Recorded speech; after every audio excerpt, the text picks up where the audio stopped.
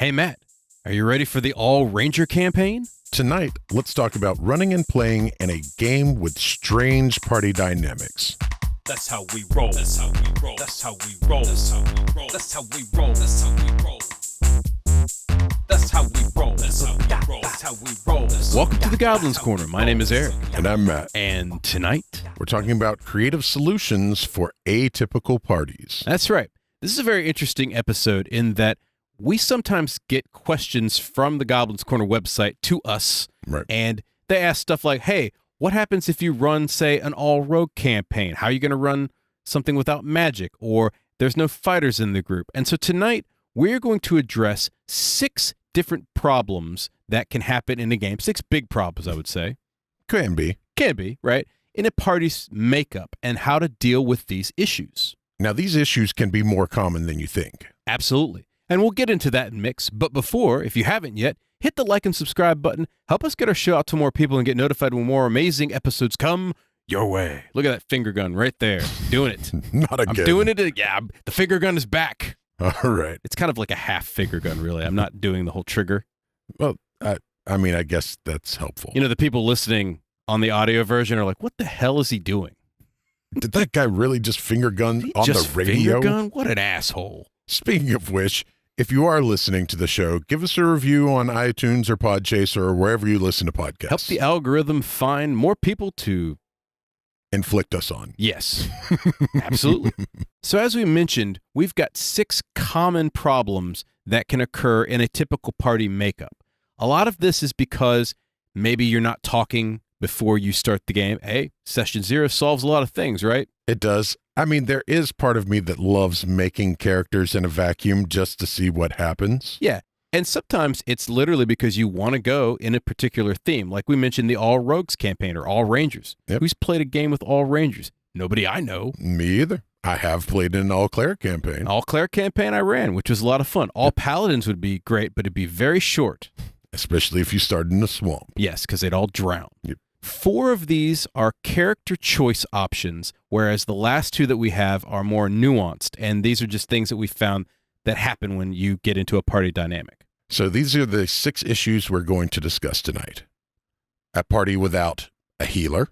A party without any type of fighter, like frontline fighter. No meat shield. Yep. No skill monkey. No magic users. That's a tough one. That's rough. No leadership. Mm-hmm. And no transportation. Also can be rough. Absolutely. So let's get this out of the way first. For the first 4, no healer, no fighter, no skill monkey, no magic user, the obvious answer that you would think, particularly if you're playing 5e, is to multi-class. Yeah, just multi-class. But that's too easy. It is. We're not going to do that. So we're going to assume that you're not multi-classing for some reason. Sure. And so let's pretend that they don't want to, or you can't, and you have to deal with this lack in the group some other way. Finally, we'll list a few subclasses which can answer these, but let's assume that for whatever reason, they don't match the theme of the game or the world or what have you, and they're not available. And a perfect example of this is, let's say you don't have any magic users in your group. Well, if you've got an Eldritch Knight. And like an arcane trickster or Sure. etc. Yeah, then they can obviously solve that lack. We'll mention some of these, but mostly we're going to assume that maybe you're just playing a straight melee class group. Sure. Or whatever it is, and we'll try to get around these party dynamic problems. Sure. So the first problem number 1, no heal bots, i.e. no healer class. This is a big problem. It can be. This is one of the more common problems as well, we've It found. is. So what exactly is the problem itself, Matt? Death. Death is the problem that this presents. Yes, death is going to happen real quick, very soon in a no heal bot campaign. Sure. How does this occur normally? There's a couple ways. There's no clerics, druids, or paladins. Those are the people that are most commonly relegated to the heal bot route. Right. Strictly playing healers is often boring for many people. Because they're being played incorrectly. Honestly, if you're playing a cleric just to be a healer, you're probably doing something wrong. They could do so much more. They can. Now, for the people who love that, obviously, this comment isn't for them, but this isn't going to be a problem for them. Because they're going if to you- play it anyway. Yeah, if you love playing a heal bot, then you're probably going to play one. Play the heal bot. Right. Perhaps you don't have enough players. So you might want to have a magic user, a frontline fighter, and a rogue, for example. Right. Which means if you Can't don't have- have a fourth person, Can't have a healer, right? Yep. And then finally, a lack of communication before the game. Again, this is a common theme. People don't talk. They make their characters. DM comes in, has this great idea, maybe doesn't get that session 0 out enough, or maybe someone changes their mind Sure. making a character. I often have like 8 different characters ready to go. I 100% get We're that. both forever DMs, and this happens a lot. Now, let's talk about some creative solutions for a lack of healers in a campaign, Matt. First off, there's obviously other classes that can heal. Right. You don't have to have a dedicated healer. There are other classes that are capable of healing.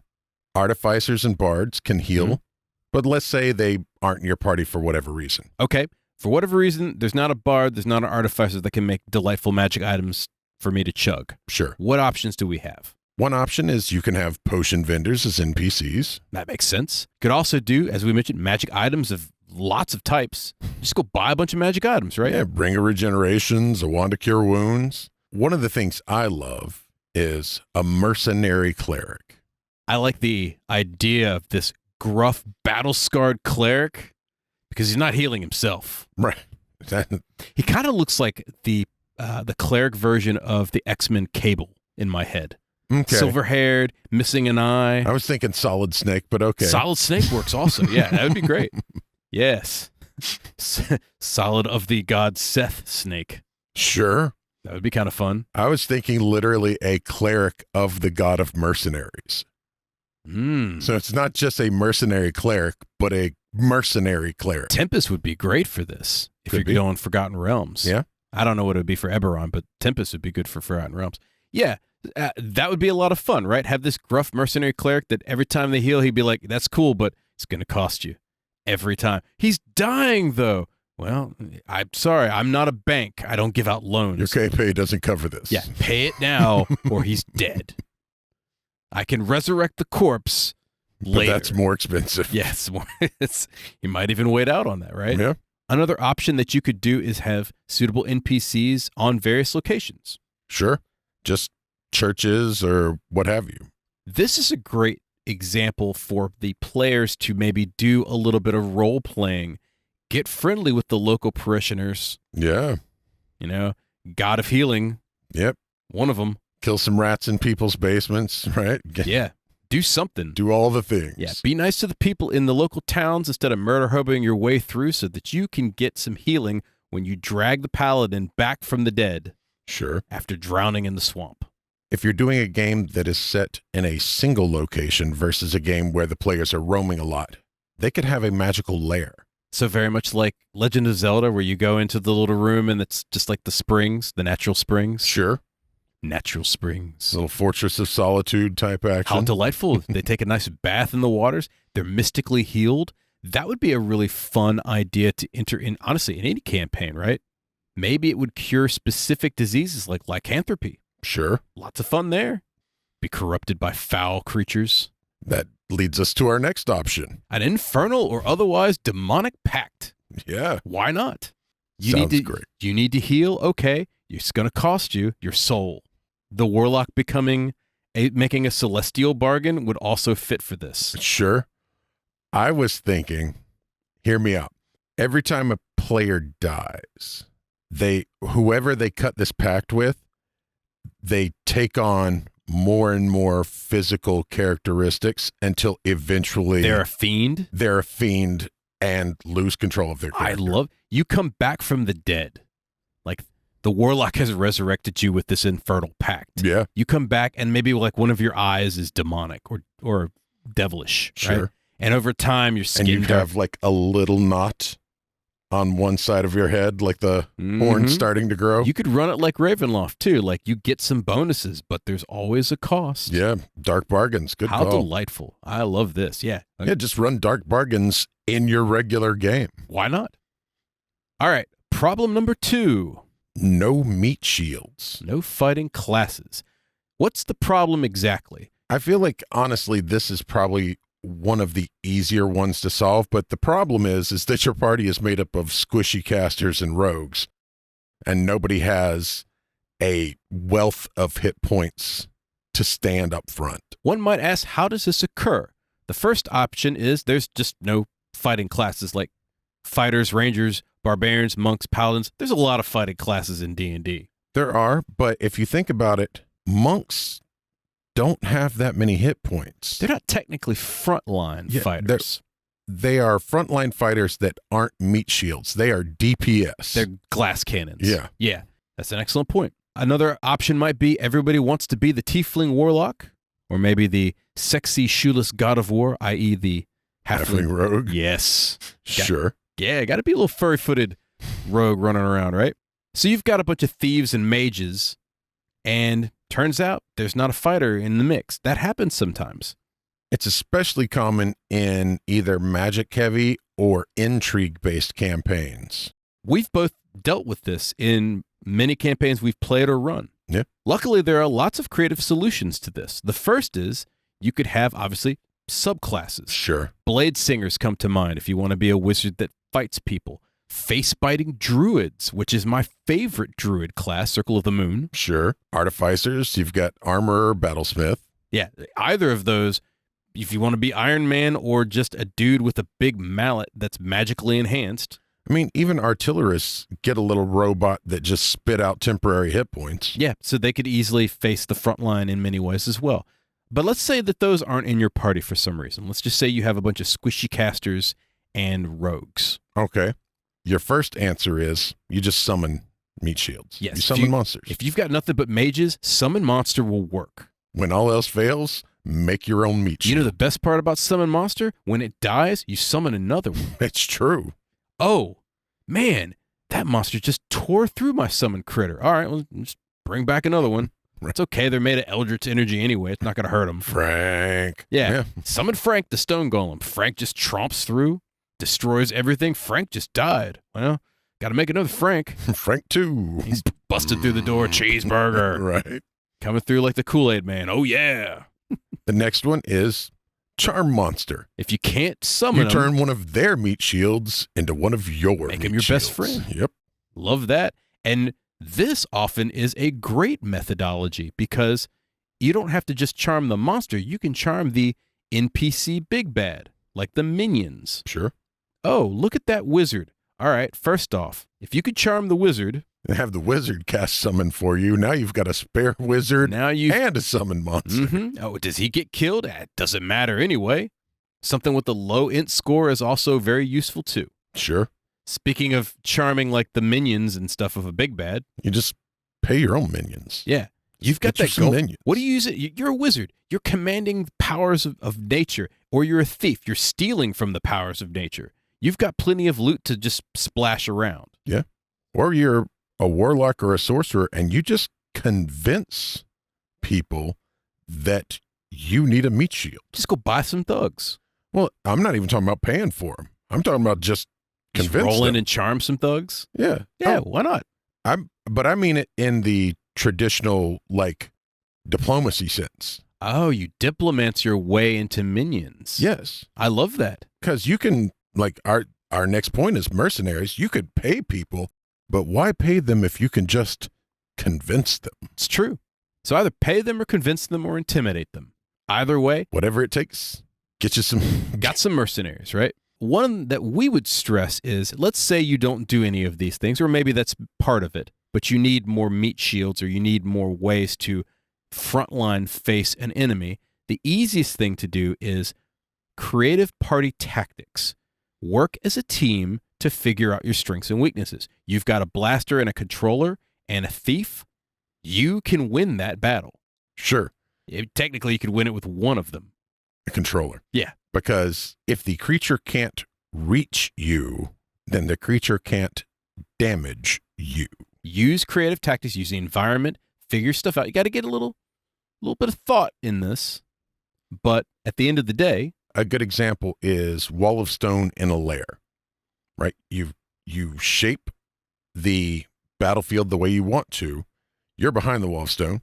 You poke your head up. The rogue sneak attacks. Everybody else blasts and then just sticks their head back down. Mm-hmm. Or you use illusions to convince the enemy to come rushing at you. Sure. You then have the wizard sand trap stuff.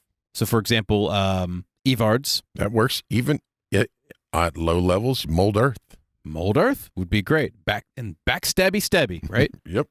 Rogue's just doing his thing, just basically stabbing people in the back, kneecapping them. Can you imagine a rogue in a hole and a dragon comes running just straight into the sole of the foot? Oh, just backstab into the sole of the foot. Just it's going to hit you in your soul. Oh. And then the halfling rogue gets out a brush and combs his feet. Yeah. It's like making the dragon step on a D4. That's what happens. Another thing you could do is you could get pets or animal companions. Sure. Go tame that lion. Yeah. Or dinosaur. Yeah. Buy you a pack of dogs. Or a pack dinosaur. Of guard dogs. Pack of dinosaurs is what I'm hearing. Sure. Pack of velociraptors that you ride into battle. You imagine, again, the halfling rogue. He's got beautifully brushed foot hair, and he's riding one foot on each velociraptor as he charges in the battle. That's going to scare everybody. Preening their feathers as he goes. Yeah, do you really want to mess with that halfling? That halfling obviously has 2 velociraptors trained. Sure. And great hair on his feet. Another thing you can do is just polymorph, become your own velociraptor. And if you have access to shape change or polymorph or whatever, do that. Yeah. Because that Tensor's transformation. Sure. Lots of fun with that. This brings us to the next thing. Problem number 3. No corpses. Which is going to be your rogues or your skill monkey style players. This problem indicates you have a death by traps because you don't have someone exploring using those particular skills to get yourself out of dungeoneering situations. You also are making a lot more noise because you can't unlock doors. Now you have to break them down, which also means you can't close them behind you. You're having to bash open chests. It is problematic both from a time, noise, and trap scenario. Absolutely. How does this occur? Well, obviously the first is no rogues. Right. You just don't have any rogues. Everybody's playing meat shields and casters. That happens sometimes. Maybe some heal bots. Yep, every once in a while. This is especially common in murder hobo games because maybe they don't want subtlety. It's also sometimes common with new players because there are subtleties to melee with a rogue that you don't have to deal with a fighter or a barbarian. Like you're not having to keep track of whether or not you're capable of dropping your surprise attack. And out of all the classes, rogues tend to have a lot more creative solutions because of all of the skill knowledge that they have than, say, answering it with magic or answering it with your fist. Right. Or healing it after it dies. Sure. Drowns in the swamp. So that tends to be the reason behind all of this. New characters tend to be shy of those things. Not always, but it happens. We've seen. Lots of creative solutions for this. The first, again, going on the subclasses or other classes. Bards, I would honestly consider them rogues, or at least I play them as rogues anyway. Artificers also would fit in the classes that can fill this role. Absolutely. In some cases, arguably better. Now, let's say you don't have a rogue as a skill monkey, and we'll get to artificers in a second. The first option is magic. A lot of magic users have various ways of solving dungeoneering problems. There are so many spells that you can use in a dungeon to solve most of the roguey problems that sometimes you don't need a rogue. Let's give a couple of examples. Shape Water is a notorious example of a cantrip that can literally break locks. Sure. Because it turns into ice. You freeze the lock, you bash it, it shatters the lock. I've opened the door now. You could also argue that Shape Water, you turn it into ice. Oh, it doesn't open the lock? No problem. Then I turn it because I've created a perfect key in there. Mm-hmm. It's basically a putty key that I've just turned into ice. So that would be another logical argument you could use there. But you also have things like knock, which just opens the door. Open the door or the chest or what have you. Find traps, which is a spell that exists to find traps. Oh, look, there's a trap. Ignore that trap. I believe rangers and druids get that. No, don't step on that. Yeah. See invisibility. Oh, look, I could find things that don't exist. Locate object and so forth. There's a ton of different ways creatively that magic can be used to solve dungeoneering problems. Sure. When you've got to get through that death room and you just pass wall to the next room instead, you've solved the problem. You have, in fact.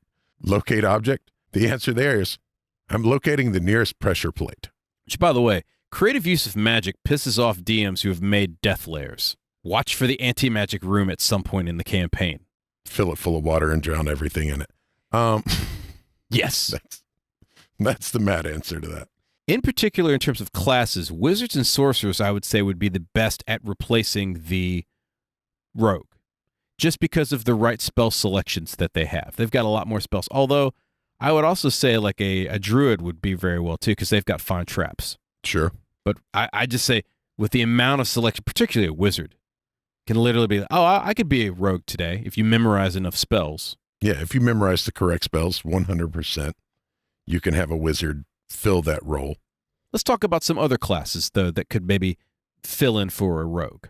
Trickster clerics can help some. They can also heal after you step on your trap. And Find traps. They got fine traps, right? Druids are good at sneaking. And, if a druid turns into an ant and crawls into a keyhole and then pops back out, they can unlock the door from the other side. That's true, unless it's a key lock on both sides. Well, then you turn into something like a strong worm or something like that. Bust the door from the inside. Oh, I thought you were talking about a strong worm, and it's just like in there pushing tumblers. That would be awesome. It's like the mental picture of this worm just pushing the tumblers. Earthworm, just like picking the lock. That'd be great. Warlocks would also fit in fairly well as a thief, but they're a little more tough because they tend to blast stuff. Now, again, blasting a lock is just as effective as picking the lock in many cases. It's true, but then you lose the lock. And you cause a lot of noise. Yes. Which is tough. So you have to cast silence, then blast it from afar. Fair. Artificers can make a bunch of different types of magic items, and magic items solve a lot of problems. Yeah. Speaking of which, just buying magic items would also solve this problem if you don't have the right rogue.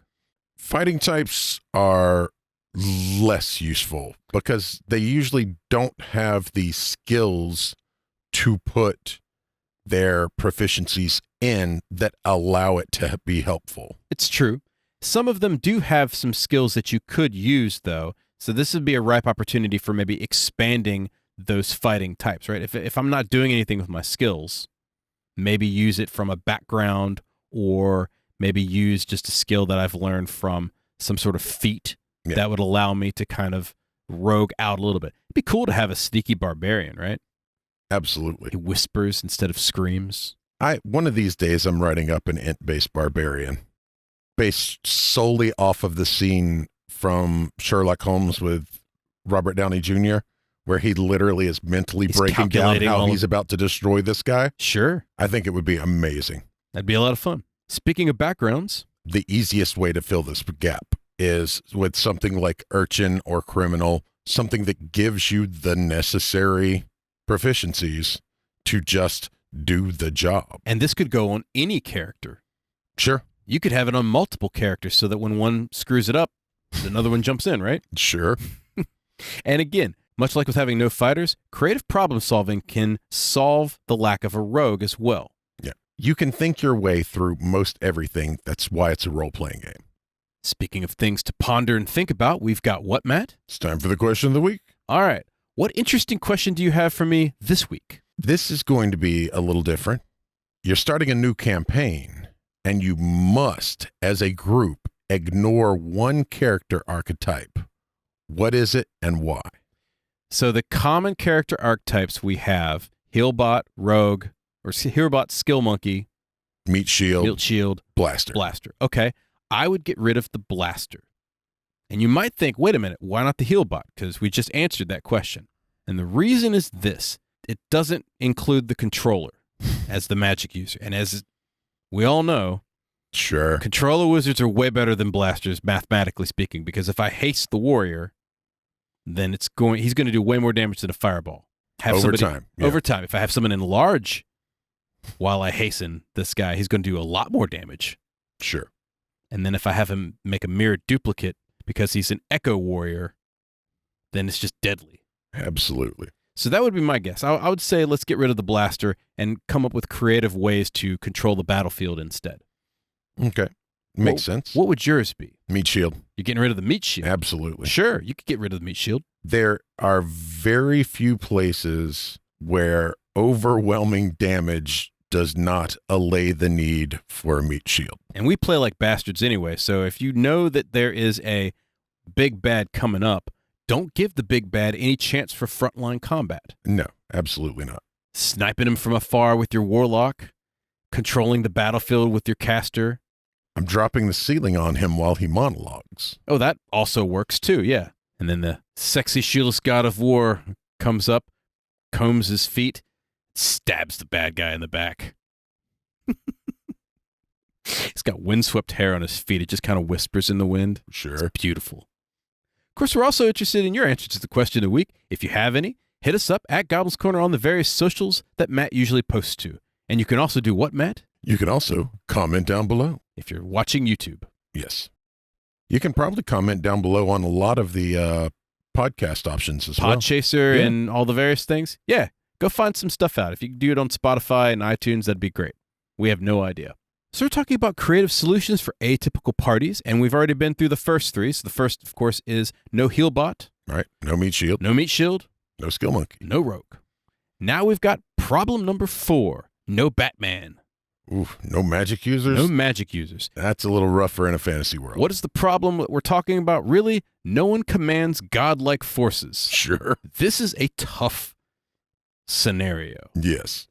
This does not often happen, but it does happen sometimes. This is generally when players make characters in a vacuum and don't talk to each other. Yeah, this is certainly a not talking to the DM problem. What are some of the scenarios that create this, Matt? Well, first off, you've got to have no mainline casters, right? No bards, no druids, wizards, warlocks, sorcerers, artificers, or clerics. Yeah. You're just Pretty much out. You got fighters, some monks, Maybe a couple of hybrid classes. a couple of rogues hanging out, and that's about it. Yeah. This is actually more common in low magic games. So if you I have a can see campaign that. that has like low magic, and interestingly enough, a new DM scenario. And what I mean by that is sometimes DMs are not scared, but nervous running a game with the different rules on magic and stuff like that. And you'll see this effect where they kind of keep players from playing wizards and sorcerers and stuff like that to kind of control it a little bit, at least from the beginning, and then let them branch out when they learn the rules. Sure. Not a great scenario by any stretch. Right. The problem is if nobody is doing magic, then you never learn the rules for magic. Correct. Now, luckily, 5th edition D&D has a lot of different solutions, and the first is that pretty much every fighting class has some kind of magic-using subclass. Sure. So we mentioned Eldritch Knights for fighters. Right. You've got the Way of Four Elements monk, which is not good, but is an option. I mean, if you've got to do it. If you hate yourself enough. Yeah. Arcane Tricksters are another great option. Yeah. Artificers, again, another great option. But if you don't have an Artificer, then you don't have one. then you don't have an Artificer. So let's say you don't have any of that option. Everybody's playing just straight up Rangers without any magic or maybe minor magic. We'll say low magic, right? Right. Rangers and paladins, despite being, partial casters, they're not going to cast Wish, right? They're not going to cast Resurrection. You don't have the big guns. You don't have the big blastiness, the big battlefield control type spells. Right. No summoning Shoggoth from below Sure. to devour things. You've just got like a paladin and a halfling just chilling in a corner. Luckily, there's a lot of options, as we mentioned. Magic items will definitely play a larger part of your campaign. If you're playing in a high magic game and you don't have any primary magic people, then as a party and as a DM, you have to understand that magic items are going to play a more pivotal role. It's that simple. Yep. As a DM, you should know this, so increase the frequency in which magic items are found, or at least increase the ability for them to purchase them. Or upgrade or what have you. Yeah, otherwise it's going to be tough. Yeah. They're going to have to come up with some real creative solutions. One option you could do is a feat like Magic Initiate, which gives you a couple of spells, low-level spells. Right. Or Eldritch Initiate, which gives you Eldritch Blast. You can also do the feat that gives you ritual spells, ritual casting. Ritual caster is also useful. Now, you could also go a different route and just take Mage Slayer and be like, you know what? Screw it. Yeah. We're not going to cast We spells. don't have any magic, and we don't want yours to work on us either. Exactly. And that is also a fine option, right? Sure. If I can't use magic, no one's going to use magic, and you just screw up enemy casters. That actually would be a fun build where you just play a bunch of Mage Slayers. Yeah. I would totally run a campaign that does that or play that. That'd be fun. Something else you can have is homebrewed alchemical items. These, again, now have a bigger emphasis. And, alchemy is one of those things where it's just kind of like, oh, that's fun, but this is magic. Right. And with the lack of magic in a campaign, or at least in the party, alchemy becomes huge. Because if I have explosives, Sure. which, by the way, we covered in Fantasy Firearms and Explosives. Or if I shoot that mage, that mage has chain lightning. That's true, but I have purple worm venom. Yeah, and a gun. Poison your bullet with purple worm venom because yeah, sure. The rogue, yeah. Well, the rogue's and got then the backstab with it. rogue, yeah, then backstabs with the purple worm venom. The fighter comes up, shoots him with a pistol, then stabs him through the heart. Oh no, I was talking about backstabbing with the pistol. Yeah, that's even better. Just be a monster. Finally, you could also use group tactics, Yeah. stealth if you've got rogues in the party, and old school preparation. And a lot of old stories, preparation is how you actually beat the great evil, Mm-hmm. right? Dropping anchor chains on the neck of a dragon so that its head stays down so that you can, to take away its mobility, things like that. Everything doesn't have to be about magic, but everything that's not about magic requires preparation. And so if you're fighting without magic, you just need to prepare a bit more and think creatively. We keep coming back to this creative thinking, Matt. It's almost like D&D can be a problem-solving game. It's almost like it 100% is a problem-solving game. Next up, problem number 5, no face. Basically, you've got no stand-up leader type. The problem that this entails in a group means you have death by diplomacy, or more specifically, death by the lack of diplomacy, because Sure. you don't have diplomacy. How does this occur? You don't have a diplomancer build, so nobody that's actually optimized for conversation or intimidation or what have you. Yep. And the second is nobody wants to actually be the face or be the leader. Which basically results in the same problem. It doesn't matter if somebody has the skills if they're not using them. This is especially common with murder hobos who, let's face it, are not going to diplomats. They're going to stab people in the face. Sure. And then new characters, once again, because maybe they're timid and don't want to take charge because they don't know enough about the game. Right. And in this case, we're not using timid as an insult, but as a descriptor. We understand that doing something brand new is not necessarily easy. And so it takes time to get into that mode.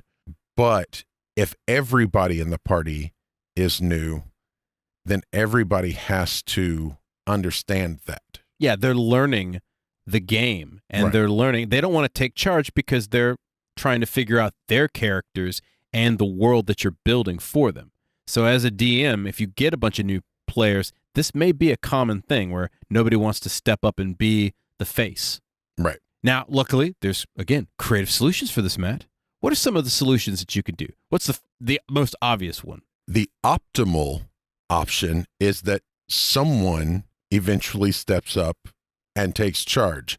And it'll generally happen through role play or what have you. This is a natural thing that occurs in the course of any campaign. You will have people are human animals anyway. We will assert dominance at any point that we can. And once people start getting comfortable in a game, one person is going to come forward, maybe even multiples, and try to be the person in charge, or at least fit that role for a little bit. Sure. Now, if that doesn't happen, then you have some other options that you could try. The first is the group just round robins the leadership, right? Yep. Someone takes a turn each time. This can rock, paper, scissor it, or you could just have leadership by vote. You could also do, hey, it's Monday, it's your turn to be the leader. It's Tuesday, it's your turn to be the leader. It's Wednesday, and literally have a daily rota of who's in charge. PCs are all asleep in their inn. The mayor busts down the door, like, who's in charge? Is it midnight? Yeah.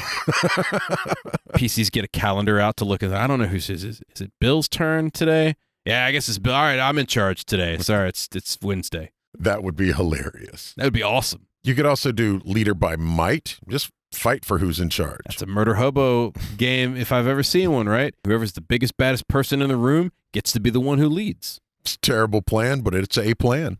I like the idea of leadership by particular skill, right? If we are having to sneak into the castle, then the person who is best at sneaking is leading this portion. This is a great idea because, as you mentioned, if you're playing with different characters, then the leadership can go to, oh, this guy knows a lot about arcane things because he's a wizard. He's in charge when dealing with magic. Or the library. Yeah.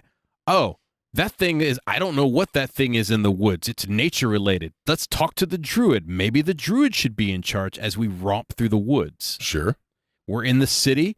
Give it to the rogue. There are so many ways that allows each character to showcase something they're good at that is not combat related, which is one of the common arguments about certain role-playing games like D&D and in some cases even Pathfinder. Now, also the DM could interject a little bit of leadership in the roles, and there's three main ways that we see this happening. The first is the NPCs could assist with leading the group. Sure.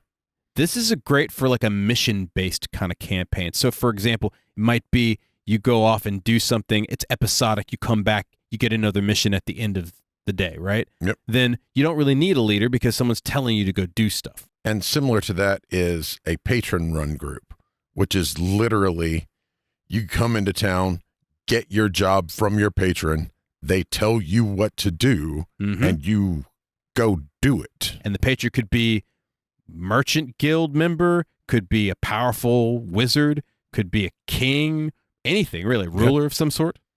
Someone in charge, right? Yep. And finally, speaking of which, the group is part of something larger in the community, like an army that the king owns. Right. If you're part of an army, then you take orders from above. Yep. Right? You could also be part of an adventuring guild. Sure. Which would be fun. Maybe you start off as a group of newbies in the adventuring guild. That's a great way to get other characters, by the way, to then start asserting control and being the face for their little group. Sure. One thing we've done, and final note, I thought about this, is you're all members on a ship. So if you're playing like a pirate campaign, you're not the captain. Right. No, you're a bunch of first level adventurers. You're swabbing decks. And then later on, the captain's dead. You get your own ship. Or you mutiny. I mean, sure, fair. But another option is you begin to take specific job. First mate, you're the cook, right? You're whatever. The cook's word is law in the galley. Yes. Because you can't trust not listening to him. You get poisoned. Sure. The cook. It's strange that only that one guy got sick, but it happened. Yeah, that's what happens. Finally, we come to problem number 6, no ride. What that means, no transportation. This is, again, another problem that will eventually be overcome, but what's the biggest problem in the beginning? Understand, this is only a problem for certain groups. There are groups who love doing the day-to-day travel thing. And for those groups, this is a non-issue. But for the groups that don't like it, travel's going to get old real quick. Yeah. Very quick. Generally, this occurs because you're in a starting campaign. Yeah. Early on, you don't have the money to fix it. You don't have the magic to fix it, what have you. Yeah, no powerful magic users, no cash, right, and no ride. How are you going to solve this? A couple of creative solutions. Obviously, the first one is just to walk. Yeah, Shoe Leather Express. Hot-footed, right? This can be a bit problematic on a DM side because you have to run some encounter tables every so often. And from a PC side, it could get tiresome. Right. We've got some solutions to that as well towards the end. Additionally, you could go get yourself some mounts. Yeah. If you've got the money, then buy the mounts. If you don't have the money, make the money, buy the mounts, and then leave, and you still probably saved time. Yes. And if you want some good mounts, horses are easy. Get a donkey, right? Yeah. But you could also get some monstrous mounts, and then you could fly or dig through the earth. Yes. We've even got an episode on monstrous mounts. Go check it out. You can once you start piling up your gold a little bit, you can hire a mage To just or transport you? yeah, or if there's a teleportation or travelers guild in the world, you pay them to handle it. Yeah, pay some money, go bounce through a portal, then foot leather express it to the next place you're going to. Yep. We also like occasionally to use weirder options. Like what? Terry Pratchett in his books has something called L space. Mm-hmm. And the way that works is any library large enough holds so much knowledge that it bends time and space. And you can travel from one library to another library, simply remaining in the library and going deep into the stacks. I like that. But also we've had things like your demiplane, which connects all different worlds and different places, and knowing your way around, you can use that as a shortcut. Yeah. There's options. You could also have the bard seduce a dryad and do tree stride. Sure. He uses tree stride as a booty call, get from one place to the next. Seduce a dragon and have him fly you. There you go. Make baby dragons. You could also just buy a regular vehicle, as we mentioned. So in addition to getting like a goat or a horse, you could just have an old man with a mule and a wagon cart you around. You know, upgrade a little bit. You get the horse and carriages and so forth. Or fancy. get yourself a sailing ship. Yeah. And eventually you can get some more exotic vehicles, like magical vehicles. You can even get exotic normal vehicles, though. Things like a couple wheels with a lateen sail and sail your way down the road. Yeah, a little come sail away, just Yeah. busting down the street. Make everybody look at you. Absolutely. But yeah, magical vehicles are super fun. Mm-hmm. And the weirder, the better. The weirder, the better, and the weirder it should be. Magic items can also get you from point A to point B, although you got to buy them for everybody usually. You could do stuff like boots of flying, magic carpets. Now, see, if you get a big enough magic carpet, you're good to go. Yeah. You can always use a cubic gate, although technically going that from is one plane to that the is next true. might be a bit problematic. But you could also do the Wondrous figurines. Everybody gets their own onyx fly and just... Yeah. And then when they get powerful enough, you got spells. And if you don't have any characters that can cast those spells, by the time your non-teleporting people are high enough level, they can just pay someone to teleport them. That's absolutely true. Now, before you get to that point, as we mentioned, let's say you need to just hot-foot it and you don't want to just go through the motions to do that every single time. Just have your DM montage the travel. There's nothing wrong with doing that. Talk to your DM or DMs. You don't want to have to do every single one. Some players love to do the daily encounter. Sure. I don't mind it. I enjoy it. But if you're in a cinematic game and you want to get from point A to point B, just montage that stuff. So if you're playing at a table, hear me out. This just came to me and I love it because you said cinematic. What I want you to do is I want you to get a map of the world and a dry erase marker and do the Indiana Jones red dot. Dun, dun, dun, dun, as you just kind of montage across the map. That would be hilarious. I want to see someone do that in a live play. Oh, when you said cinematic, it's the first thing that occurred to me was the like, and here they got on the plane and here they got on the ship. The halfling thief now has a delightful hat and a bullwhip. A jaunty angle. Yeah. Still no shoes, though. So there you have it. 6 answers to 6 common problems with party dynamics. Hopefully, these will assist in making your games more interesting and also problem-free. One would hope. Any questions or comments, hit us up at Goblin's Corner on Twitter and the various socials. Did you enjoy this podcast? We've got a whole bunch more problems we can make into podcasts. Subscribe to it on your favorite players, YouTube and Twitch. Click the 5 stars and give us a review on iTunes and Podchaser. And on YouTube, hit the like and subscribe button. It helps get our show in front of more people, and it feeds the hungry algorithm. Just currently lurking beneath the swamp to lure all of the various paladins that you have in your party to their doom. Whole party full of paladins drowning in the swamp. That's the algorithm. Then you could have a whole party of drowned paladins. Oh, maybe not so bad then. We're solutions people here. That's all the time we have for tonight. Once again, my name is Eric. And I'm Matt. We'll see you next time. Have a good night, folks.